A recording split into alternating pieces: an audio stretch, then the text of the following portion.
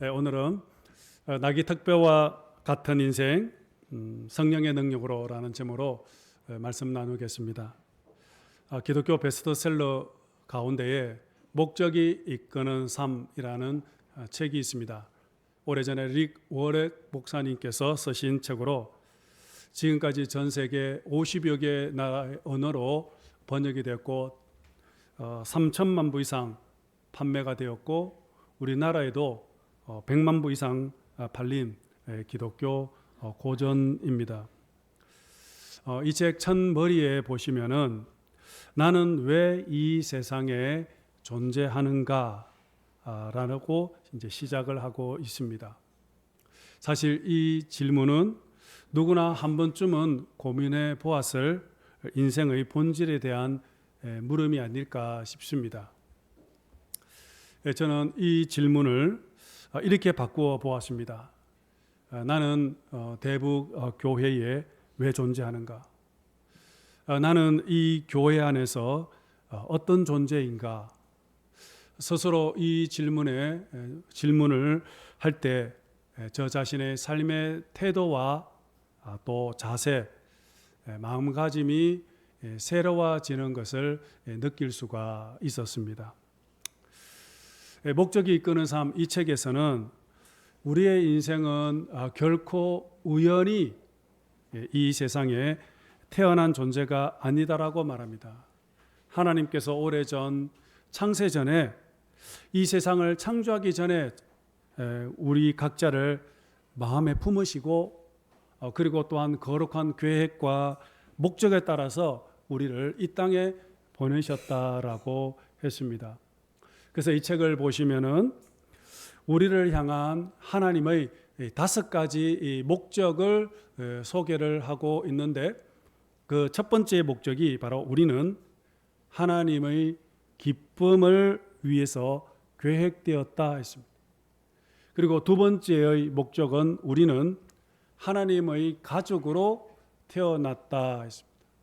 그리고 세 번째의 목적은 바로 우리는 그리스도를 닮도록 창조가 되었고, 그리고 또 네 번째의 목적은 우리는 하나님을 섬기기 위해서 지금의 모습으로 지음을 받았다. 그리고 다섯 번째가 우리는 하나님께서 맡기신 사명을 위해서 지음받았다라고 책에서 말하고 있습니다. 저는 오늘 이 5가지의 목적 가운데 첫 번째 목적인 우리는 하나님의 기쁨을 위해서 계획되었다라는 그 메시지를 함께 묵상해 보려고 합니다. 여기서 계획되었다라는 이 말은 곧 하나님의 뜻을 의미합니다. 하나님은 우리 한 사람 각자 한 사람을 향한 기쁘신 뜻을 가지고 계시고 또 그 뜻이 우리의 삶을 통해서 이루어지기를 소망하고 계십니다.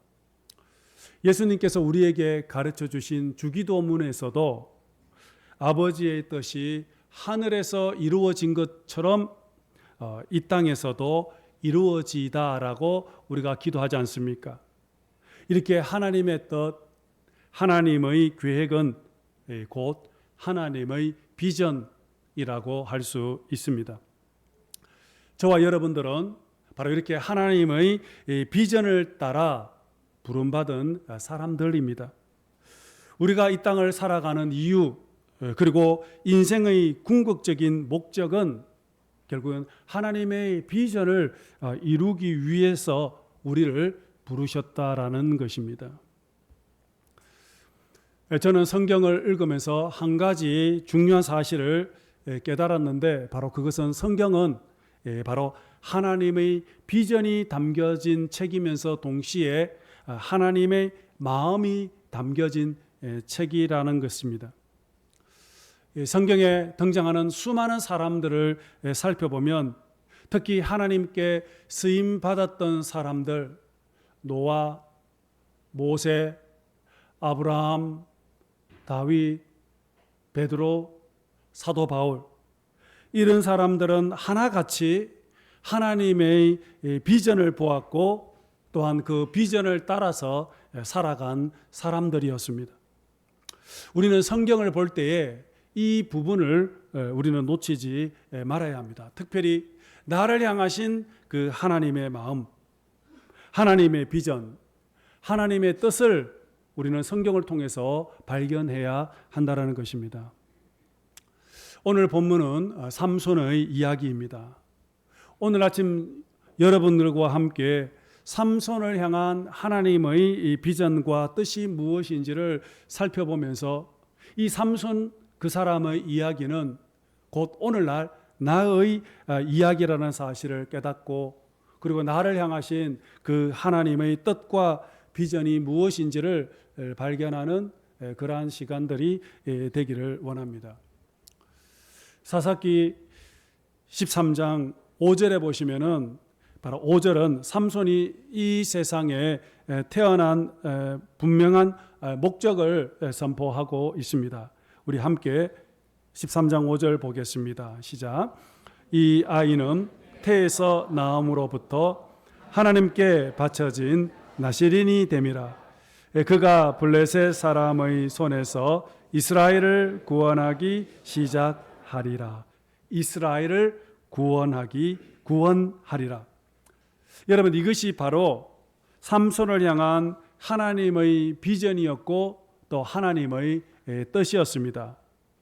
여러분, 여기서 중요한 표현 중에 하나가 뭐냐? 바로 나시린입니다. 나시린은 바로 하나님께 전적으로 드려진 사람, 하나님의 특별한 목적을 위해 구별되어진 인생이란 그러한 뜻을 가지고 있습니다. 하지만 우리가 아는 것처럼 삼손의 인생은 결코 하나님께 구별되어진 삶을 살았다기보다 너무나도 부끄러운 인생을 살았던 사람이었습니다. 삼손은 끊임없이 자기의 욕망과 정욕과 혈기에 휘둘렸고 성적인 유혹 앞에 자주 넘어갔던 사람이었습니다. 그는 하나님을 향한 부르심보다 자신의 감정과 쾌락을 더 우선시했던 사람이었습니다. 결국 그의 인생은 한 여인을 통해서 삶이 완전히 무너지게 됩니다. 오늘 본문도 마찬가지입니다. 오늘 본문은 블레셋이라는 이 한 여인으로 인해서 삼손은 블레셋 사람에게 체포가 됩니다. 그동안 골칫덩어리였던 블레셋 사람들은 삼손을 이제 체포해서 이제 죽일 수 있게 되었다라고 기뻐하는 그 순간에 바로 놀랍게도 하나님의 영이 지금 삼손에게 갑자기 임하게 됩니다. 그리고 그때 삼손을 묶고 있던 줄들이 약한 실처럼 끊어지면서 그리고 삼손은 나귀 턱뼈를 가지고 블레셋 사람을 1000명을 죽이는 엄청난 일을 행하게 됩니다. 이것이 바로 오늘 본문의 내용입니다. 그렇다면 여러분, 오늘 본문이 오늘 우리에게 주는 영적인 메시지는 여러분 무엇일까요? 바로 그것은 하나님은 당신의 원대한 비전을 이루기 위해서 허물 많고 연약한 사람이라 할지라도 하나님은 귀하게 사용하신다라는 것입니다. 오늘 본문에 보시면은 삼손이 블레셋 사람 1000명을 죽일 때 사용했던 것은 놀랍게도 나귀 턱뼈였다라고 말하고 있습니다. 여러분, 이 나귀 턱뼈는 길이가 약 한 25cm 정도, 무게는 한 400g 정도 되지 않는 아주 작고 가벼운 물건입니다. 게다가 나귀는 초식 동물이기 때문에 뼈가 그렇게 단단하지가 않습니다. 그래서 공격력 무기로는 적합하지가 않습니다. 그런데도 오늘 본문에 보면 삼손은 그 나귀 턱뼈를 가지고 1000명이나 되는 적을 쓰러뜨렸다라고 말하고 있습니다. 그런데 더 놀라운 것은 당시 블레셋 사람들은 철기 문명을 가진 민족이었습니다. 그래서 칼, 창, 방패를 사용하는 그런 족속들이었기 때문에 삼손은 아무런 무기가 없이 그냥 오직 나귀 택배 하나만으로 그 1000명이나 되는 사람들을 무너뜨릴 수가 있었던 것이었습니다. 여러분, 이것은 결코 사람의 힘이나 전략으로는 결코 설명되지 않는 그러한 상황입니다. 그렇다면 여러분, 오늘 이 사건이 주는 의미가 무엇일까요? 바로 나귀 택배 그 자체는 아무런 의미가 없다라는 것입니다. 나귀 택배가 강력하거나 능력이 있어서가 아니라 바로 이 나귀 택배를 통해서 하나님의 능력을 드러내기 위한 도구였다라는 것을 지금 나타내고 있다라는 것입니다. 자, 오늘 본문 사사기 15장 14절 말씀 보도록 하겠습니다. 시작. 삼손이 레이의 이름에 블레셋 사람들이 그에게로 마주 나가며 소리 지를 때에 여호와의 영이 삼손에게 갑자기 임하시며 그의 팔 위의 밧줄이 불탄 삼과 같이 그의 결박되었던 손에서 떨어진지라. 여러분, 여기서 주목해야 될 표현이 있습니다. 여호와의 영이 삼손에게 임하셨다입니다. 여기서의 영은 히브리어로 루아흐인데 이 뜻은 바로 성령을 나타내는 단어입니다. 여러분, 오늘 보면 이 장면은 지금 삼손이 자신의 힘으로 블레셋과 싸운 것이 아니라 성령의 능력으로 싸웠다라는 것을 지금 말씀하고 있는 것입니다. 저는 삼손의 삶을 묵상하면서 삼손의 인생에 두 가지 중요한 진리를 발견했습니다. 그 하나는, 그 첫 번째는 뭐냐면 삼손의 인생에 가장 큰 축복이 있었는데 그것은 하나님이 언제나 그와 함께 하셨다라는 것입니다. 그리고 또 다른 하나는 뭐냐면 반대로 삼손의 인생에 가장 큰 비극이 있었는데 그 비극이 뭐냐? 바로 하나님이 자신과 함께하고 있다라는 사실을 전혀 깨닫지 못하고 살았다라는 것입니다. 하나님은 삼손을 통해서 이스라엘 백성들을 구원하시려고자 하는 분명한 비전과 뜻을 가지고 계셨습니다. 하나님은 그를 특별한 도구로 사용하시기 위해서 끊임없이 그와 함께 하셨고 그를 붙잡고 계셨던 것이었습니다. 하지만 안타깝게도 삼손은 내 삶 속에, 자신의 삶 속에 하나님이 역사하고 계신다라는 것을 몰랐던 것입니다. 하나님을 그는 바라보지 않았다라는 것입니다. 자기의 뜻보다는, 하나님의 뜻보다는 자기의 욕망과 정욕을 위해서 자신의 감정과 혈기에 따라서 살았다라는 것입니다. 결국에는 그의 인생은 한 이방 여인 때문에 눈이 뽑히고 감옥에 갇히면서 쓸쓸하게 그의 인생을 막을 내리게 됩니다. 저는 이런 생각을 한번 해보았습니다. 만일 삼손이 조금이라도 하나님이 나와 함께하고 있다는 사실, 나는 언제나 하나님의 은혜 안에서 하나님의 사랑을 받으면서 살아가고 있다는 것을 자각했더라면 그는 결코 허무한 삶을 그는 살지 않았을 것입니다.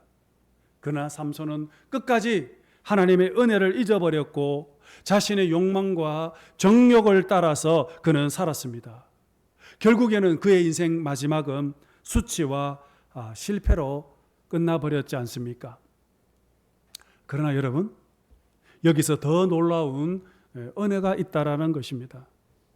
하나님은 그런 삼손을 끝까지 버리지 않으셨다라는 것입니다.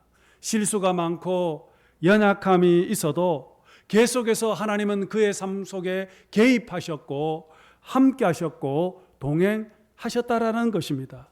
심지어 마지막 순간에까지 삼손을 떠나지 않았습니다. 게다가 그에게 다시 능력을 부어 주셔서 마지막 순간에 사명을 감당할 수 있도록 은혜를 베풀어 주셨다라는 것입니다. 여호와의 영이 삼손과 함께 하셨다. 여러분, 이 문장을 다시 번역을 하면은 성령께서 삼손에게 능력을 주셨다라고 그렇게 번역을 할 수 있습니다. 하나님의 영, 바로 성령의 힘으로 그는 이길 수 있었던 것이었습니다. 사사기 16장 28절에 가보시면 삼손의 마지막 순간에 하나님께 드리는 기도입니다. 함께 보겠습니다. 시작. 주 여호와여 구하옵나니 나를 생각하옵소서. 하나님이여 구하옵나니 이번만 나를 강하게 하사 나의 두 눈을 뺀 블레셋 사람에게 원수를 단번에 갚게 하옵소서. 여러분, 이 구절은 삼손의 인생의 마지막 기도입니다. 이번만 나로 강하게 해달라는 간절한 기도입니다. 그런데 놀랍게도 하나님은 삼손의 그 기도를 듣고 응답해 주셨던 것입니다. 우리 생각은 하나님은 두 번 다시 용서하지 않으시고 삼손을 버릴 것이다 라고 그렇게 생각하실 것입니다. 하지만 하나님은 결코 그를 버리지 않았습니다. 그의 기도에 응답해 주셨던 것입니다. 여러분, 이것이 바로 하나님의 신비입니다. 하나님은 여러분 지금도 저와 여러분들을 강하게 붙들고 계심을 여러분들 꼭 믿을 수 있기를 바랍니다. 하나님은 우리에게 능력을 부어 주십니다. 비록 지금은 약하고 연약하고 하나님의 뜻을 깨닫지 못하고 부족하고 연약한 삶을 산다 할지라도 하나님은 끝까지 우리를 사랑하시고 우리에게 성령을 부어 주셔서 능력 있는 그러한 삶을 살아가도록 허락하신다라는 것입니다. 저는 오늘 이 말씀을 준비하면서 제 자신을 살펴볼 때 제 자신이 바로 낙이 턱뼈와 같은 존재라는 사실을 깨달았습니다. 지난날 제 삶을 돌아보면 참으로 부족함과 허물 투성이었습니다. 목회를 하면서 실수도 많았고 저의 연약함 때문에 성도들에게 실망과 상처를 끼친 적도 있었습니다. 그때마다 저는 나는 왜 이것밖에 안 될까 그렇게 자책하면서 실망할 때가 많이 있었습니다. 그런데 참으로 놀라운 것은 하나님은 한 번도 저를 버리지 않으셨다라는 사실입니다. 오히려 그런 저를 더 많이 사랑해 주셨고 더 많은 은혜를 베풀어 주셨습니다.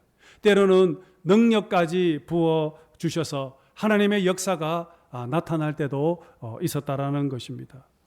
여러분, 이것은 제가 잘났기 때문에 제가 능력이 많아서가 아니었습니다.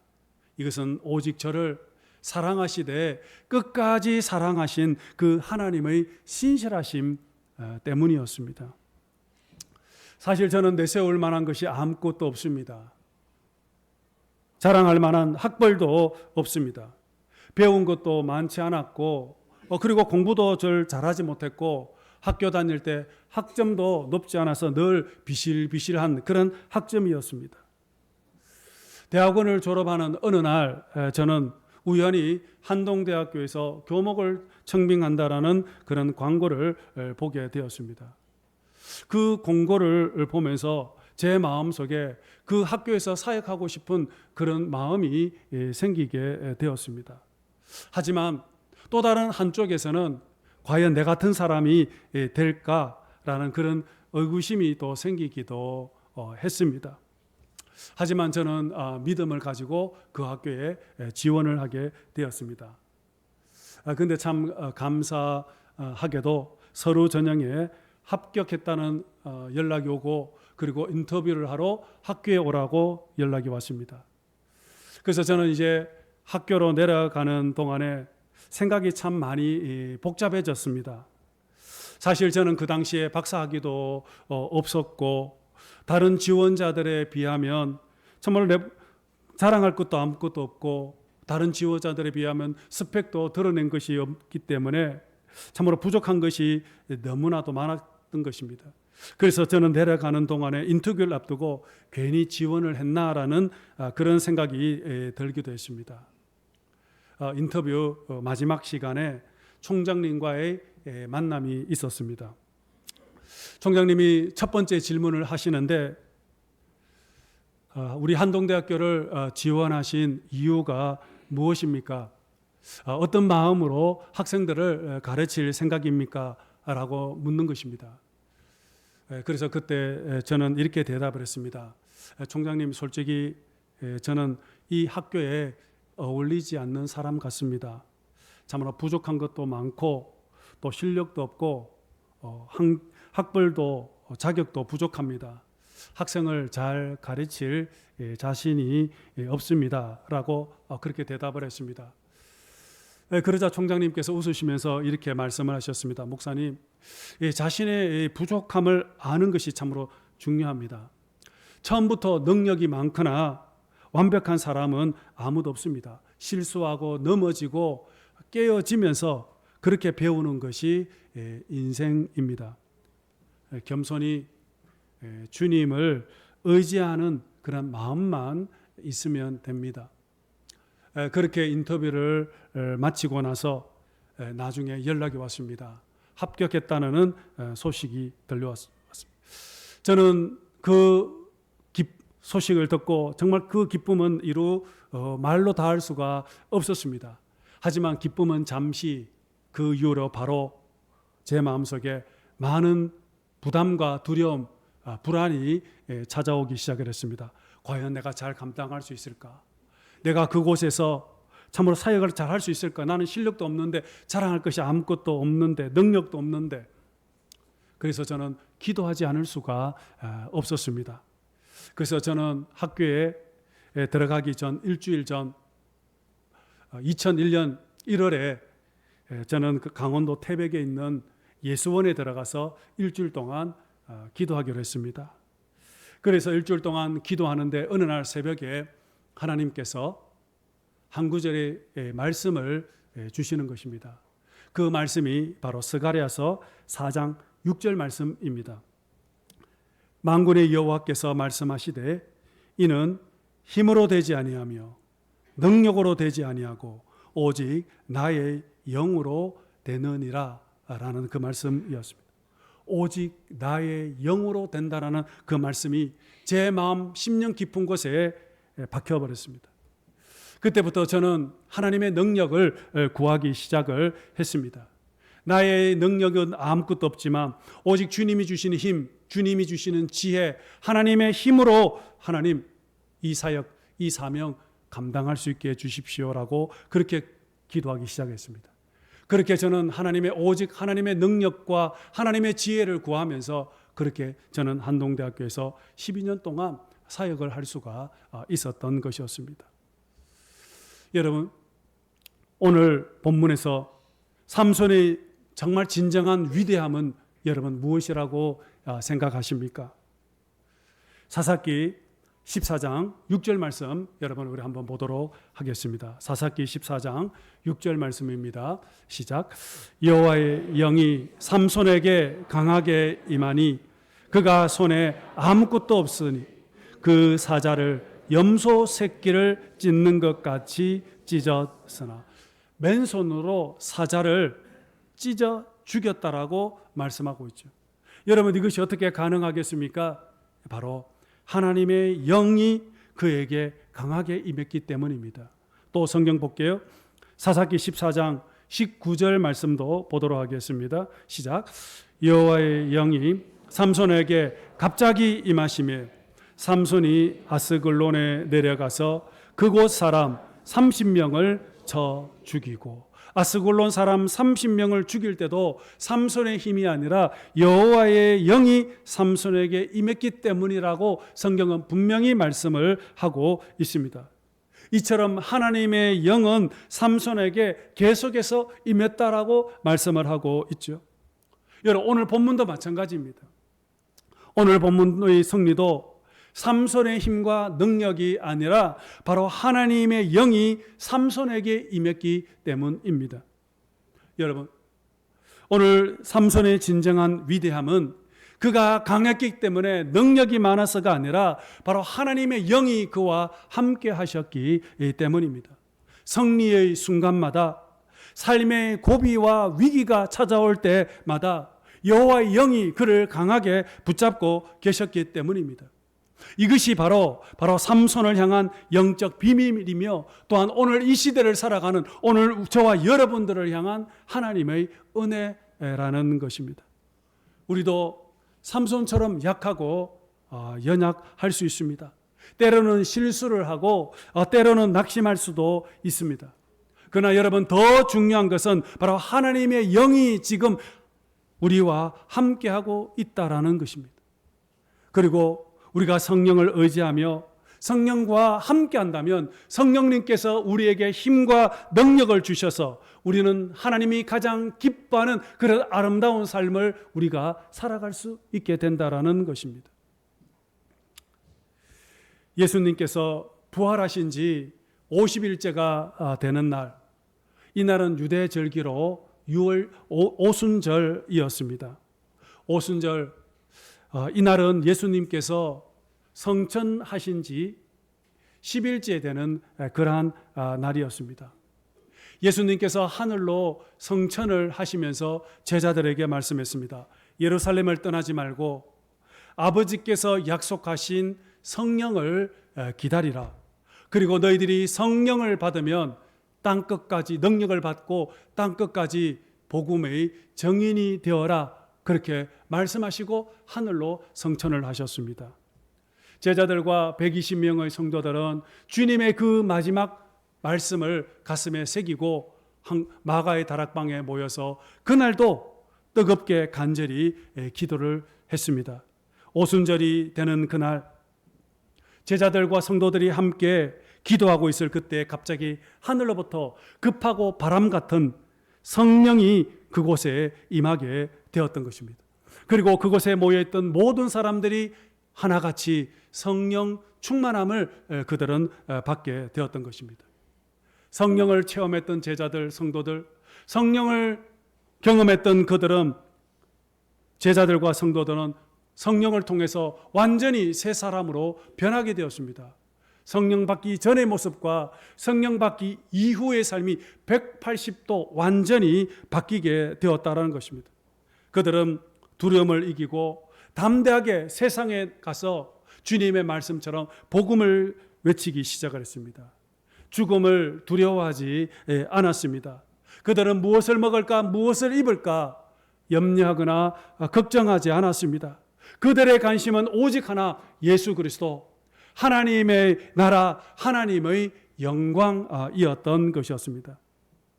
제자들과 성도들은 하나님이 지금 나와 함께 하신다라는 그 강한 확신과 믿음을 가졌습니다. 그리고 그 성령님이 우리와 함께 하시고 성령님이 우리에게 능력을 주신다라는 그 확신을 가지고 그들은 새 힘을 받아서 담대하게 세상을 복음을 전하기 시작을 했던 것입니다.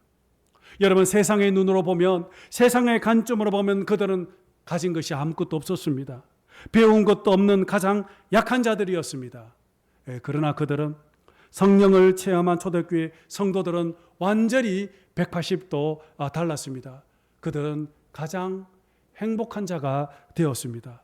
그들의 마음속에는 기쁨이 샘솟았습니다. 그리고 세상이 부럽지가 않았습니다. 그들은 늘 기쁨을 가지고 마지막 순간까지 하나님의 비전을 향하여, 하나님이 우리에게 맡기신 그 사명을 향하여 그들은 힘껏 세상을 향하여 달려갔던 것이었습니다. 사랑하는 여러분, 오늘은 성령 강림 주일입니다. 2000년 전 하나님은 성령을 통해서 교회를 세우시고 그 성령의 능력을 통해서 평범했던 사람을 하늘의 사명을 이루는 거룩한 하나님의 도구로 사용을 하셨습니다. 오늘도 그 성령은 동일하게 저와 여러분들에게 역사하고 계십니다. 오늘 우리 모두 성령의 충만함을 받을 수 있기를 원합니다.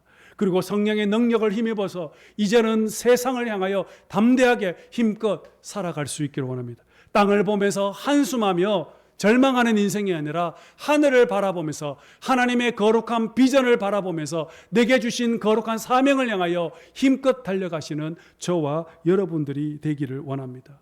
하나님의 영 성령께서 오늘 이 시간에 저와 여러분 가운데 임하게 될 때, 오늘 우리 대북교회 가운데 임하게 될 때 오늘 우리 대북교회가 이 시대에 하나님이 가장 기뻐하시고 하나님의 마음을 가장 시원케 해드리고 하나님의 뜻이 하늘에서 이루어진 것처럼 이 땅에서 이루어지는 그런 아름다운 교회, 그 교회를 오늘 저와 여러분들이 함께 힘을 모아서 이끌어가는, 세워가는 그러한 귀한 주님의 사람들 되시기를 주님 이름으로 축복합니다.